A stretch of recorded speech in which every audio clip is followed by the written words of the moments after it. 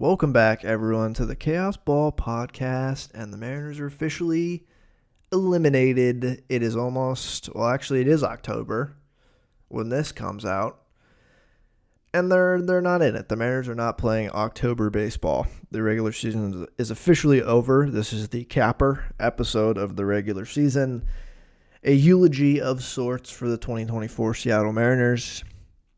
And, they swept the A's at home to end the season. Attendance was surprisingly good for those games because Seattle sports fans are really good sports fans, elite sports fans even, said by many, including myself. But that was too little too late to sweep the A's. They got eliminated on Thursday before that series even started. Eliminated on an off day, which honestly felt better than getting eliminated while playing a game. I don't know if it felt like that to you. And I just had to pause the podcast to tell my dog to stop barking at the mailman. But like him barking at the mailman, pretend I'm my dog and the Mariners are the mailman. Because, good Lord, an ending to the season that I think we all saw coming. They got it out of the way before the final 3 games. That's the least they could have done, I think. When they fired Scott and hired Dan Wilson, I think I probably talked about it in that same episode, that it seemed like they could fold over and die, which would have been the easy way to go out, or really fight for it and get really close and then die. And they did the latter, and I expected the latter. I think anyone who is a Mariners fan expected almost maximum pain. This wasn't a last day of the season elimination. And in the last decade, which I'm going to go over in Mariners baseball, getting eliminated on game 160, before even they played game 160, is kind of a nice reprieve from past eliminations on like the last day or second to last day of the season. What makes it harder is the fact that obviously, they were up 10 games in the division. We've talked about this, but I think the even harder thing is it only would have taken, how many games did the Astros win? 88. 89 wins would have won them the division. I haven't even looked at the tiebreakers. If they had 88, they might have won 2 if they won more games against the Astros than they did against us this year. That is what's extra painful. They missed a wild card by a game with 85 wins. 87 wins gets them into a wild card spot, which they achieved each of the last 3 seasons. At least 87 wins. 89 would have won them the AL West for the first time in, 24 seasons?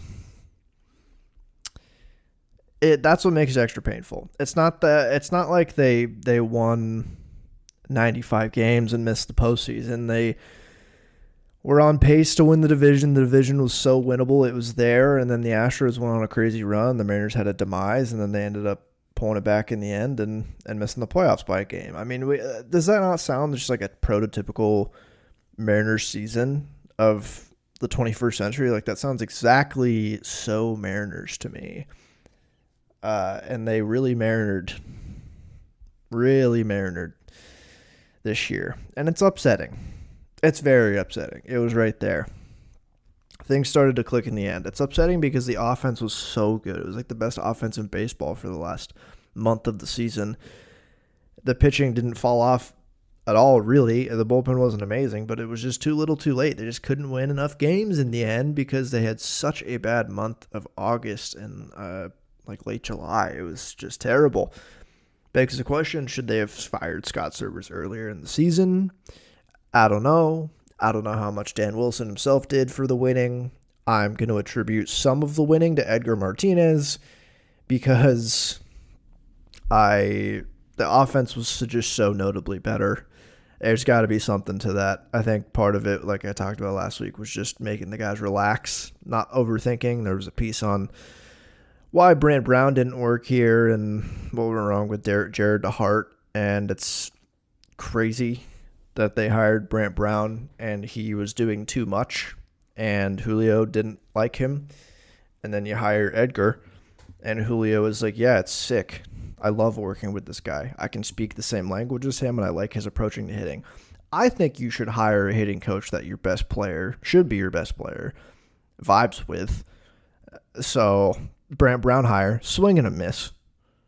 Swing and a miss, big swing and a miss. Emphasis on swing and miss because, God, they really cut the strikeouts. Like, they were just, it was such a, like, this whole last month was what offense should look like. Like, they can score runs in Seattle. It's not impossible. There was some situational hitting. There was hitting singles up the middle, which is generally a good thing when there's players on base. There were sacrifice flies. I feel like they had more sacrifice flies in September than the entire season prior to this. I just paused the recording again because I had to just stat head that real quick because I wanted to know. I was almost correct in the assumption. They had 34 sacrifice flies total on the season, which was tied for 5th fewest in the league. And they had 14 of those in September. So not quite half, but almost half. They were just doing better things offensively, like just hands down. Like it was just an actual contending quality offense in September, which was really unfortunate. But I don't want to dwell on the specifics. I think we'll say farewell to the 2024 Mariners, but I'm not done talking about the 2024 Mariners, particularly the individual performances. I will have podcasts the next few weeks, hopefully heading into the offseason before the playoffs end, of the good and the bad of the offense, the good and the bad of the pitching, and then hopefully a minor league team of the year / minor league wrap-up podcast as well, heading into the offseason. Then we'll just get kicked off with these sporadic offseason uploads of screaming at the team to sign players and them not doing that. So we'll see. But as we say goodbye to the 2024 Mariners, it might be a goodbye for Dave Sims, which is sad. Dave Sims might be taking the Yankees job. I know he's interviewing for it, one of the top candidates. I think he should take it to replace John Sterling. I think he should take it. It's an opportunity that I don't think he should let slip through his fingers. I think he'd be really good at the job. Dave Sims is awesome. I think a lot of people don't like Dave. I don't know why. He's not a perfect announcer, but there really are not very many perfect announcers out there. Like, there's a lot of really great announcers that I'd love to announce the Mariners, and there's not many that I'd like more than Dave Sim. Like, I can count them on my hand. And the fact is, I think he loves Seattle. I think he loved being here. I think he was the perfect regional announcer because he was pretty good at giving other teams their flowers and highlighting like good plays for the opposing teams, good players that he likes watching on the opposing teams, but you could always tell there was definitely a Mariners bias, and I don't necessarily think that is a bad thing for a regional broadcaster to be somewhat biased. I think there's a line there. I think there is a line where you can be too biased and it gets annoying, but Dave Sims was biased enough to where he loved calling the big moments for this team. And they haven't had a lot of big moments while he's been here, but he's made the most of them. Like the Cal Raleigh drought-ending dinger, obviously probably his best call here. Recency bias be damned. The Mitch Haniger single with the bases loaded was a great one. He just had a lot of good calls. Like his playoff calls in 2022 were pretty solid too. I mean, I think he's a great regional announcer. Doesn't come without his flaws. He is not a perfect announcer by any stretch. He still can't read a fly ball to save his life. But people who get angry at him for that in the year 2024, you're not going into a Dave Sims game with enough, I don't know, wherewithal to understand that might happen. You can't expect him to read good fly balls right now. That's just part of his thing. But I will say it would be sad to see him go, but if this means that Goldsmith is the full-time play-by-play guy instead of the backup / occasional radio guy. Like him and Dave have just been swapping back and forth kind of for a couple of years now.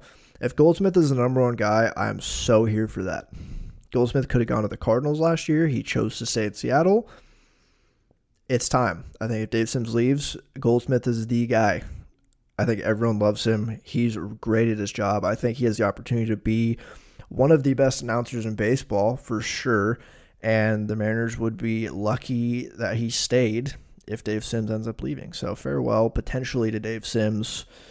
Really my voice of the Mariners on TV. I vaguely remember Niehaus as a kid, but he passed away when I was so young, and that Dave Sims is the voice. Dave Sims and Mike Blowers and Rick Riz for radio are my voices of the Mariners that I've grown up with and learned to love. So farewell if he is. Salute to Dave Sims as well.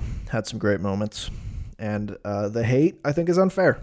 You know, get a new grift, people who hate Dave Sims. There's no point to hate that guy. Now, as I said, I'm not going to get into specifics today. What I'm going to talk about, I'm going to go over the last decade of Mariners history when they got eliminated, specifically during the season, and highlighting just all the pain that we've experienced. We can all kind of, it's one thing about sports fandom. It's a community. And especially with a team like the Mariners, it's a community bonded over mutual pain and more recently mutual hate for ownership. I think that's a beautiful thing. And we're just going to run through it a little bit. And then just some other talking points, like Dipoto has made some comments at the season's end already. Stanton has already made some really terrible comments already. And then I think I'm going to end the episode just saluting the Oakland A's. But let's get into it. Let's take a journey. The last decade of Mariners baseball with Jerry Dipoto at the helm. Shall we do it? Shall we run through it? Let's do it. We'll start in 2014, though, which is the last Jack Z year, but it does matter to mention what happened at the end of that season. So 2014, that's a long time ago. The team was very different back then, 2014. 2014 Mariners went 87-75. It was a good team. They finished third in the AL West, and they missed the wild card by one game, and they were eliminated on game 162. The second time in the last decade they've been eliminated on game 162. Amazing. 2015, they're 76-86. Bad. Just not a good team. Just really not a great team at all. This was Jerry Dipoto's first year at the helm. He got hired in October 2015, and it just wasn't a very good team. I mean, he inherited most, if not all, of this team. The offense wasn't too bad. You still had Robinson Cano, who had a really nice year, not his peak year with the Mariners, but still a very solid year. Kyle Seager was there. Seth Smith, Nelson Cruz was amazing. I mean, the offense was not too bad. Ketel Marte was still there, funny enough. It was just the pitching that wasn't good. It was kind of the last good Felix year, which was kind of marked an end of an era. It was the last year he threw over 200 innings, and it was the last year he had, the last year he had like a great ERA. The next year he had 150 innings and 3.82 ERA, which is still really good, but 2015 was the last year. It was coming after the year he should have won the Cy Young in 2014 with a 2.14 ERA, but 2015 still 3.53 ERA, 201 innings pitched. Nowadays, I'm talking about that as one of Felix's worst years. Good Lord. Nowadays, that's an insanely good year and over 200 innings. Wild. That's more or less the year that Logan Gilbert just put up, and look at how much we're praising him, as we should be, might I say. But just not a good year. Not a good first year with Jerry Dipoto at the helm. I mean, they won 76 games. They got fourth in the division. Just not good. Just not a good year for the Mariners. 2016, this was the first year of Scott's service. This was culture change. Lloyd McClendon out, fired. October 2015, they hire Scott Service. He gets a full offseason to get his bearings right to be the manager of the Seattle Mariners with his buddy Jerry Dipoto as the general manager. And this is a good team. 2016 was a good year for Mariners baseball. They had, honestly, the lineup was still pretty fun. And you look at these names, and Adam Lind played 126 games for them this year. But Robinson Cano was insane. He had 882 OPS that year. Kyle Seager was awesome. Nori Aoki had a good year that year. Seth Smith, again, put in a solid year. Nori Aoki at the leadoff spot was pretty fun. Nelson Cruz, his full-time DH, was just a monster. And, you had, Daeho Lee. Franklin Gutierrez obviously didn't play the whole year, but was still solid. Mike Zunino had his, really, really, indicator year, I guess you could say. Like, he only played 55 games, but he had a 113 OPS plus. The next year, he plays 124 with a 125 OPS plus. It was like, finally, Mike Zunino is hitting the baseball consistently, still striking out a lot. But like I said, it was Felix. He was still an above-average pitcher this year, but you could tell he was tapering off. This was Hisashi Iwakuma, who also was like tapering off. He had his couple super good years with the team in 2012 and 2013, and then just kind of got progressively worse. And 2016 was not an amazing year for him. The bullpen was fine, but it was just the pitching staff was just kind of mediocre. The offense was good. Ended up winning 86 games, very similar to this year, similar team or different team build. They got second in the AL West that year. Ended up missing the wild card by 3 games, but they got eliminated on game 161. And if you do remember game 161 that year, it was the Nelson Cruz dinger in the 7th against the A's to go up 3-1. Ended up losing in the 10th, getting eliminated. Brutal.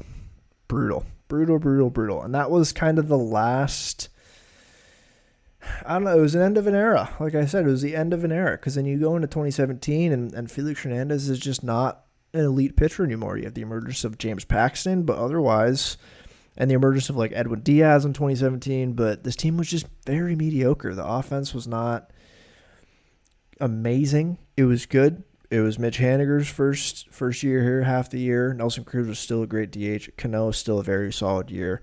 Mike Zunino, like I said, great year. Kyle Seager, solid at the plate. The pitching was just not good enough. The pitching was not nearly good enough. They didn't get enough out of these guys. I mean, Giovanni Gallardo and Sam Gaviglio, like that is a far stretch away from what we saw this year in the rotation. And this team was just straight up mediocre.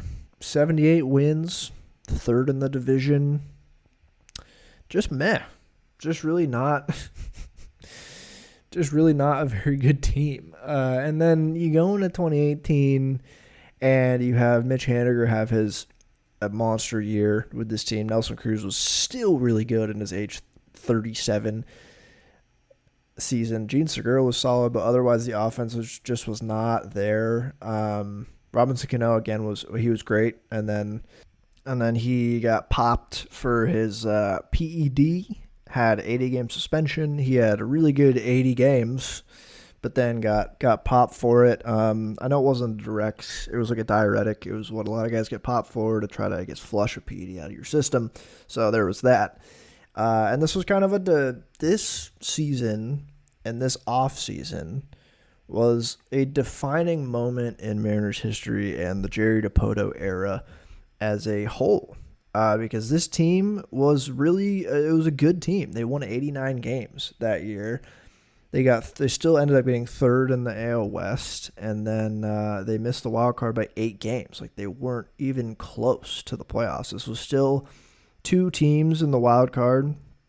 Even as a third team, they still would have missed the playoffs by like a game, but they were 8 back of the wild card. I think the Astros that year won like 103 games, so they weren't even close to the division. It was somewhat reminiscent of like the Mariners after 2001. Not that I watched those personally, really, but the Mariners of 2002, 2003, where those teams were still really good, just not good enough to make the playoffs. Like 89 wins in a lot of years this year can win you a division or get you in the playoffs, but just not 2018. Teams were American League was too good that year for that, and that really represents a lot of Mariners history. Again, like we've been going over, just like this is a good team, just not good enough. It's just been so many years of yeah, but not quite. And this was a defining year because you had aging stars and you had a front office in the offseason tasked with what to do about it.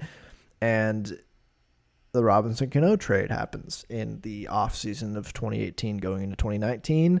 They pay the Mets a little bit of money to take on the rest of his contract. He ends up being real bad, gets popped again, this time for an actual, I think, anabolic steroid with the Mets, and then we know he's playing the Mexican League now. It's just, and that trade was defining because it was like, oh, okay, they're tearing it down. They're going into 2019. They're tearing it down. It's not going to be a fun 2019. Not going to be a fun next couple of years, presumably, because they're just going full rebuild for the most part. And highlighted by potentially Jared Kelenic and Justin Dunn, who are the main guys who they got back in that trade. They weren't. I mean, I can't say I was excited about Jay Bruce and Anthony Swarzak, but this was just a huge time for the Mariners because it was really the first time in my baseball watching life, I'll say, that the Mariners have gone through kind of a full rebuild like this. And it's a lot of it, the bones of it are still here today, 6 years later. A lot of it is here today. A lot of the guys we're watching now are part of the next couple of years of draft picks and international signings. Julio was signed around this time. And like Jared Kelenic, there was so much optimism with him, which obviously didn't work out. But this was a huge moment in Mariners history. And then they go into 2019, and they were just really bad. 68 wins, awful. Don't really need to talk about this year very much. They were just bad, straight up. But we knew they were going to be bad. This wasn't really a painful year. Going into the year when your team is going to be awful, unless like your team ends up being the worst team in baseball history, potentially, like the White Sox, it's easy to prepare for a bad season. It's not going to be fun, but it feels a little bit more freeing. Like I'd rather root for a winner, but sometimes it's freeing to go into a season knowing your team's going to be awful. 2020, who cares really about 2020? They won 27 games, lost 33. They weren't good. Who cares about the 2020 season? Who even won the World Series that year? Who could even know? Nobody really knows actually who won the World Series that year. That year didn't happen. Then you head into 2021. And this was a phenomenal year. It was so much fun. This is a perfect sports year where you go into it and you're like, you know what? There's some interesting stuff going on with this team, but they're not quite good enough. This is the time when you're kind of emerging from the rebuild, but you still think you're not going to be very good. And this year you had like the Ty France breakout. You had the Mitch Haniger still hanging around, still kicking. He had a great year. Over 800 OPS for him that year. You had a little bit of a hangover from Kyle Lewis in terms of after he won Rookie of the Year in 2020. There was still plenty of optimism with him. And then you had debuts of Cal Raleigh and Logan Gilbert. You kind of had some like, oh, these could be faces of the team the next few years. And look where we're at right now. Those two guys maybe were the best players on the Mariners this year, offensively and pitching-wise. I actually think they were the two best offensive and pitching players of the Mariners this year. It's awesome. Kyle Raleigh came up and was like, he was so raw when he came up. He was not good.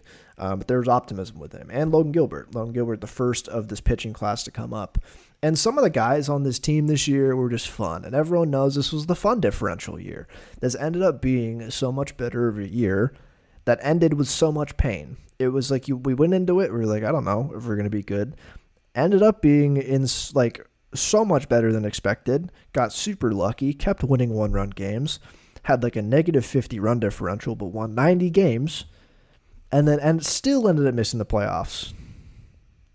Ended up missing by 2 games, but they were eliminated on game 162. Still, very fun year. You had like Jose Marmolejos, Shed Long, Sam Haggerty, Donnie Walton. You had a bunch of random guys I will be naming in 50 years and the random dudes to like my grandkids. Like you don't know. You don't remember the Shed Long home run on September 2nd of this season. Like Abraham Toro. I mean, you had J.P. Crawford put together a decent offensive year. And was 2021 his Gold Glove year? I think it was. No, that was 2020. But still. Yeah, and Jared Kelenic came up and had some moments as a 21-year-old. Didn't look amazing, but there was optimism. Plenty of optimism with him. And then 2022 happens. What a year. 2022. You had face of the franchise, Julio Rodriguez, start the year with the team, win Rookie of the Year with one of the best rookie seasons we've seen ever. One of the best years Mariners fans have ever seen from an offensive player. Came onto the scene, was a great center fielder, which was his biggest. Great center fielder and speedster, which was like unheard of, because all coming up is like he's huge, he's going to play a corner outfield, he's going to rake, he's not particularly fast, but no, he has like 70 grade speed and 70 grade center field defense now. He's just here. He has arrived. And this was such a fun year. Broke the drought. It was an awesome wild card series. And it was like the Jesse Winker trade turned into the Eugenio Suarez trade as the year went on. Just a really fun year. My favorite year as a Mariners fan to date, because they made the playoffs. I mean, Cal Raleigh's walk-off, they won, how many games? And they won 90 games again, but had a positive run differential. Like, this was not a fluke like the year before. They won 90 games because they won 90 games. Like, it was awesome. They had traded for Luis Castillo mid-season. Logan Gilbert was awesome in his sophomore season. George Kirby made his debut and was super impressive as a rookie. You had the emergence of Paul Sewald, Andres Munoz, Penn Murphy, even Eric Swanson. I'll throw him in the bullpen. Like, this was just fun. You had Matt Brash come up and look ridiculously raw as a starter and then transition to the bullpen and was sweet. This was just a great year. And then they ended up getting swept by the Astros in the LDS after an awesome wildcard win in Toronto, and you still end up with pain in such a uniquely awful way in the playoffs. They lose and get swept in a very winnable ALDS. Very winnable ALDS against the Astros. You had the Robbie Ray bullpen nightmare dinger to Jordan, and then you come home and have the first Mariners home playoff game in 21 years, and it goes 18 innings, and they don't score, and they lose 1-0 to the Astros and are out of the playoffs. But there was still optimism heading in the offseason. And then 2023 happens, and they're eliminated on game 161. They end up 1 game back in the wild card and 2 games back of the division. And the 90-win Rangers go on to win the World Series. It just awful. Awful. And that gets us to this year, 2024. They end up 1 game back of the wild card after winning 85 games. Last year they won 88. Another step back from the year prior in 2022 where they won 90. Technically, they were eliminated on game 160 this year. So, again, like I said earlier, it's a little bit better than 161 and 162, but still not great. That's a decade full of pain. A franchise, a history since 1977 full of pain, really. Plenty of good moments in the last decade of more or less the Jerry Dipoto era. Plenty of good moments, a lot of fun players, a lot of memorable times had. I've had plenty of fun watching individual players on this team, but mostly it's been just tough. It's just been pain. And eliminated on game 160 or after 1, 2, 3, 4, 5 times since 2014. So basically half. Great. Just great. And before I end, I'm now going to look at something I tweeted out yesterday. Since the contention window opened for this team, basically 2021, when it opened unexpectedly, what is their win-loss compared to their Pythagorean win-loss, which is expected win-loss based on like run differential, and then the run differential of each year. So since 2021, again, they went 90 and 72. Their Pythagorean win-loss was 76 and 86 with a negative 51 run differential. They missed the wild card in the division by 2 games that year. Really, they were playing with house money. Can you really be that mad? They won 14 more games than they were theoretically supposed to, according to their run differential. Like, that is playing with house money. I think everyone was disappointed they missed the playoffs, but I don't think anyone headed into the offseason dreading, just with dread. I think there was so much optimism. And then they did it in 2022. They made the playoffs as the second wildcard team. They still didn't win the division, but they made the second wildcard in 4, like they were up 4 games. Like, that is a cushion to make the playoffs for this team. Like, 89 wins would have clinched as well, and that was their Pythagorean record, 89 and 73. They had a 68 run differential that year. So just great. Like, just a good team, very solid team. Then last year, they go 88 and 74, 91 and 71 was their Pythagorean win-loss. They had a 99 run differential. This team really was a little bit better than 88 wins. And unfortunately, they missed the wild card by a game. 91 wins gets them the second wild card spot last year. And then this year, the most painful of them all, 85 wins. 69 run differential, nice. Their Pythagorean win-loss was 89 and 73, so they underperformed by 4 games, and they missed a wild card by a game. And 89 wins, their Pythagorean win, would have won them the AL West. After being 10 games up with the Astros in the dirt. But it didn't happen. It didn't happen, and we say farewell to that team now because that is just brutal, but that is the life of being a Mariners fan. So where do we go from here? Boy. I don't know. There's a lot. There's a lot you could do with this team, but the bones of a good team are still here. That's more or less what Jerry Dipoto has said. He has since made comments since they got eliminated, and I'll say some of the highlights right now. And I'm giving you abbreviated quotes from Ryan Divish's Twitter account. So he talked post-game on the 28th, or pre-game, my bad. On the 28th, he said just about painting with a broad brush about off-season vibes and what their plan is. And if we know Jerry Dipoto, we know we're not going to get a lot from him in terms of specifics, I guess. He might say some dumb shit. Should we trust things that he says? No.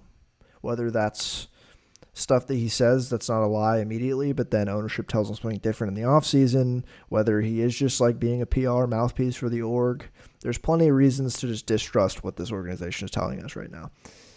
Or I guess telling us what to expect. But he did say that trading pitchers from their rotation would be plan Z. They have no intention of doing that. He did name the 4 guys minus Luis Castillo, which was really interesting. I'm sure they wouldn't mind trading him, and I'll talk about that in the offseason pods. He'd be harder to trade just because of his contract. Not that he's not good, but you could get more out of a deal with any of the other 4 starters to trade. But I don't think it's a bad strategy to not trade any of your pitchers. I mean, when you have a generational pitching staff, breaking it up, sure, I've talked about that and what you could do with that, but do we trust them to make the right acquisition by trading Logan Gilbert? I don't think so. I don't know. But he also said he doesn't believe the team will have to create payroll flexibility. He said the payroll will go up significantly with in-house players, but also said it will go up beyond those expected raises. So there's that.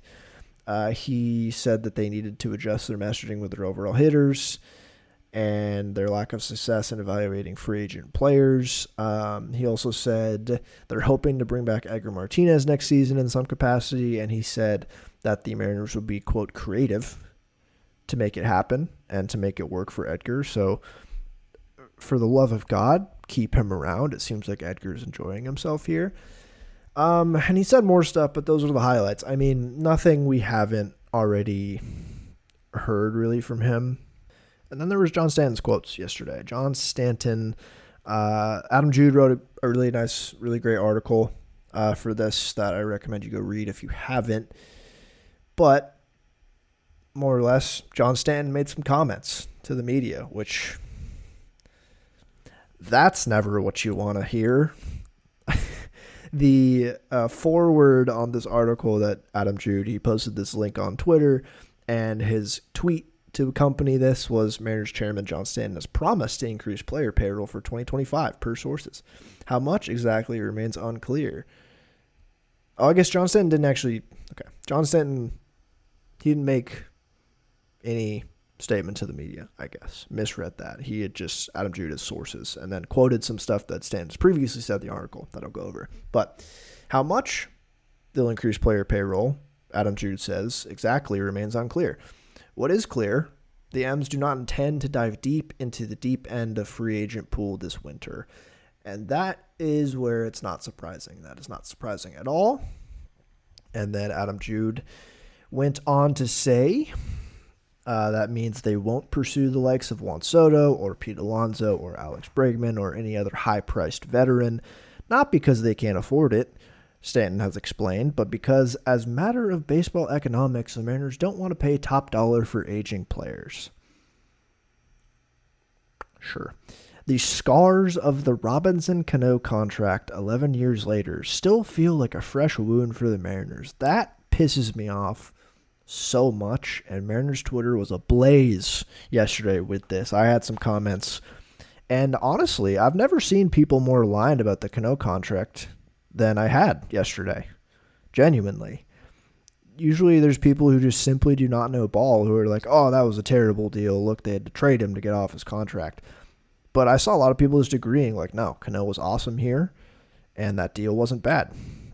After seeing their lack of spending the past decade, basically, that Dipoto has been here, like, I think people were kind of clamoring for that. It's something like they probably overpaid for him for sure, but that is just something that has to be done to get a good hitting free agent to come to Seattle. It comes with the territory, and overpaying is what you got to do, and that's not necessarily the bad thing.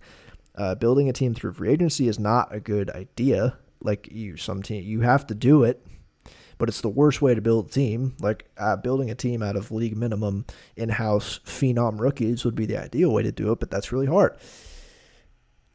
Adam Jude is letting us know right now they're not going to spend on those guys, and we could have deluded ourselves into thinking they were going to spend on either any of those three names or other big guys, but obviously they weren't. I'll talk about those people in specifics more in the offseason, but I would give Juan Soto a blank check. But I might avoid Pete Alonso and Alex Bregman and find the Mariners. I wouldn't just throw a bunch of money at them. I think there are warning signs that I don't necessarily think the price this offseason is going to warrant their talents as they age. Juan Soto, however, is 25. He's going to be 26 in late October. I'm giving Juan Soto, I'm giving him a blank check. You can have an ownership stake in the team. You can get Ohtani money. You can get Ohtani deferment. I don't care. I simply don't. They're not going to do that, but that's what I would do. And then the last thing I want to quote here, Adam Jude quoted something of Stanton from earlier this season. He said, quote, "We've got the resources to be able to do the things we need to do to put a good team on the field." Stanton said in an interview with The Times in June, quote, "We have never been focused on a free agent, bats, those kind of big dollar free agent bats as a matter of strategy, not because of anything having to do with resources." This is just screaming like, no, I'm not poor. It's strategy why we're not spending on these free agents. I think that can be part of a strategy, but it can't be your only strategy. I would have overpaid for Marcus Semien. Yes. I would have overpaid for Xander Bogaerts too, and that might have not worked out. Like, that's just the nature of free agency. You got to take a swing every once in a while. Like, look at what happened. Cano and Nelson Cruz, those were two huge swings, and they worked out swimmingly. Like, you rarely ever see that, but that is the reward that can happen for risking that amount of money. Like I said, not necessarily on a Pete Alonso or Alex Bregman, but like a Juan Soto. Good God, dude.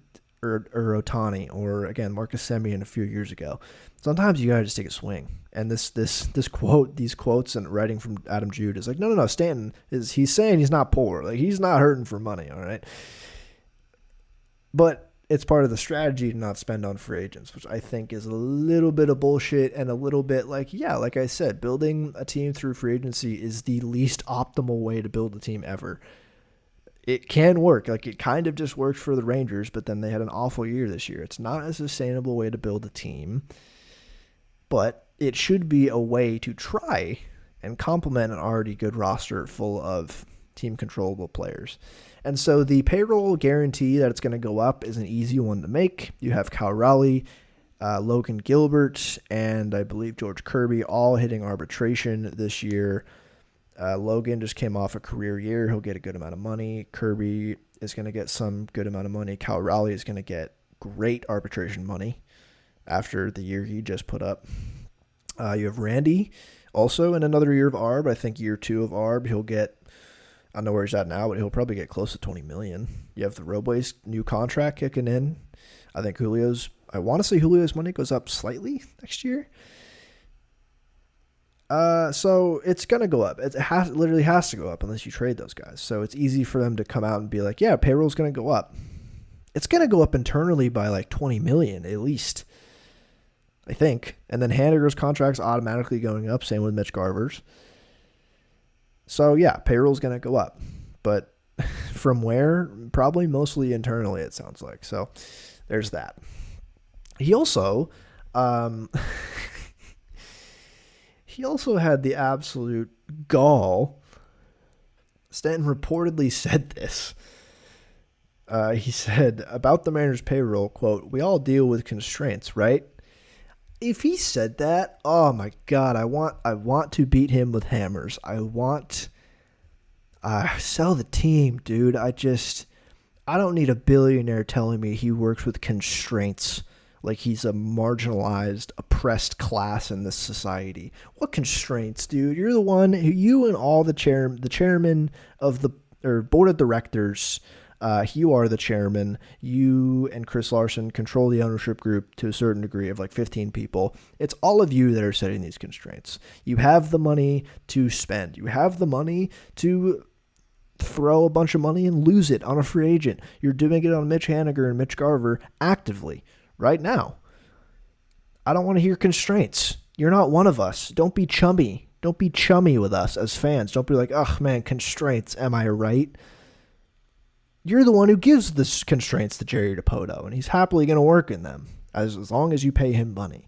I don't want to hear that. No one wants to hear that. This team needs to shut up. Jerry Dipoto and John Stanton and every other member of this team needs to not talk to the media all offseason until they make a move that everyone likes. They just need to shut up. They need to shut up and go to work. Every time they open their mouths, the fans get angrier. There's nothing they can say right now besides promising Juan Soto that will make fans happy. They have actions will make fans happy. So, just ridiculous. And while we're on the topic of billionaires, I'm going to end this episode by saying, salute to the Oakland A's. I'm done with the Mariners talk this episode. I'll be back to talk about probably the offense first in the next podcast, and then we'll do pitching, the good and the bad of each, and going over individual players and such like that. But for this ending of this episode, and those episodes will probably be longer than this for sure. But salute to the Oakland A's. Super sad scene before the A's came to town for the Mariners. They had their last game at the Coliseum last week, and it was just so sad. Everyone there was crying. I was literally crying as I heard Dallas Braden sign off and salute the city of Oakland and the team. Oakland A's fans deserve better than this. I think as sports fans, no one ever wants to see a team get taken away from a city. And the way that this has been done, systematically for 20 years, kind of just ripping the team apart internally, I still can't believe there's people saying, well, you see, there's no one going to the games. Oh, the city of Oakland is to blame for not building the stadium. I think the city of Oakland deserves a little bit of blame. A little bit. Tiny amount. Fraction. But that Nepo baby billionaire ass bitch, John Stanton, deserves more. He deserves John Stanton. Whoa, I said John Stanton because I hate that guy. John Fisher. Different sinister billionaire named John. John Fisher. God, that guy sucks. I'm glad everyone in baseball knows his name now so we can constantly shit on him. Not that he cares. He's a billionaire. It doesn't matter. But does Vegas even want him? They're going to Sacramento for a couple years without us even having a stadium done in Vegas. And there's still question marks about that. The best possible outcome here is they play a couple years in Sacramento. John Fisher decides to sell the team, and someone from the Bay Area buys it and moves it back to Oakland. I don't know what else could possibly be a good outcome from this. Count hundreds of people, maybe thousands, I'm not sure, are going to be out of a job. Probably hundreds. People who worked at the Coliseum, people who work for the team who don't want to move to Sacramento, respectfully to Sacramento. Hundreds of people are out of a job. Thousands of people in Oakland who go to the Coliseum and support the Oakland A's will no longer have a team to go to. They won't have a team to take their children to. Rob Manfred's comments earlier in the season about, oh, well, there's a team in the Bay. It's the Giants. It's okay, the Giants are pretty freaking far away from Oakland. the Bay Area is pretty large. That is not a team you can just easily drive to like you could if you lived in Oakland and went to the Coliseum. And it's hard to just switch allegiances to a team across a city. Like, it's just so tone deaf of what sports fandom means to a lot of people. I think a lot of people who are like in their 20s, 30s, who grew up going to games with their parents in Oakland are going to easily pack it up and buy a Buster Poser jersey and go to Oracle Park, support the Giants. No, that's ridiculous. Like, it's to a less, like, it's not in the same city, but it's kind of like if Adam Silver is like, oh, what are you Sonics fans? You can just drive down to Portland, be a fan of the Blazers now that you don't have the Sonics, or you can just be a fan of the Thunder. Nah, fuck that. It's ridiculous. The fact that John Fisher is doing this to these fans and ripping a team away from them for petty reasons, the fact that they wouldn't build a stadium for him because everything in his life has been given to him, he hasn't earned anything, or the fact that Manfred and all of the owners stood by and let this happen. I think Manfred, for as much as the commissioner does work for the owners, that is their job, I think Manfred could have done so much more to prevent this. Really, it would have fallen on the owners to do something about it. And like Buster only had a tweet that was like, I can't believe that the owners would let this happen. And it's like, what do you mean? Every owner and ownership group is full of billionaires and 100 millionaires. Do you think they really like care about baseball and fans in Oakland? No, they're fine with their billionaire buddy, John Fisher, trying to make an extra buck by moving the city out of Oakland and going to a city like Las Vegas who've expressed interest in using taxpayer money to pay for the stadium. It's the least surprising thing that all 29 other owners and ownership groups allowed this to happen. Anyone who's surprised by that is delusional and doesn't understand that rich people will always protect rich people. There was no billionaire owner, even how good an owner could be. Like, Singleton, is that the Phillies owner? Like, maybe a great owner, but he's still a billionaire. He's not going to speak up and be like, hey, that's not right. No. You're not going to do that. So salute to Oakland A's fans. My heart goes out to you. Really just sad scene at those last couple games in the Coliseum really showed you that the city of Oakland doesn't deserve this. The fact that the Warriors moved across the bay, they got the Raiders taken from them to Vegas. They got the A's going to Sacramento and then potentially Vegas. They don't deserve it. It's a great sports city that, with amazing sports fans, seemingly, that all of their teams have just been ripped away from them unfairly and to fit the agenda of billionaires, which is unfortunate and a scourge on society. So salute to the fans. Fuck you, John Fisher, all the other owners, Manfred, everyone for letting that happen. Truthfully, scum of the earth. And I hope that nothing goes well for you in your life. Sorry. But God, seeing Oakland A's fans like taking dirt home and away in bottles, God, it was so tough to watch. So brutal to watch. But I'll end this episode on that sad note. But look out in the coming weeks for more podcasts. I really do want to get into, I want to try to highlight the positives from this season despite the disappointment. There were a lot of good positives to take away from it. I will delve into the numbers of everyone on this team and tell you the good, the bad, and the weird, and everything in between on why this team missed the playoffs this year, what to expect next year even, but we'll see. Next couple of weeks, focusing on individual members of the team rather than the team as a whole. So look out for those. Appreciate you listening this week. Hope you have a good rest of the week. I'll give you one final Go Mariners to end and cap off 2024.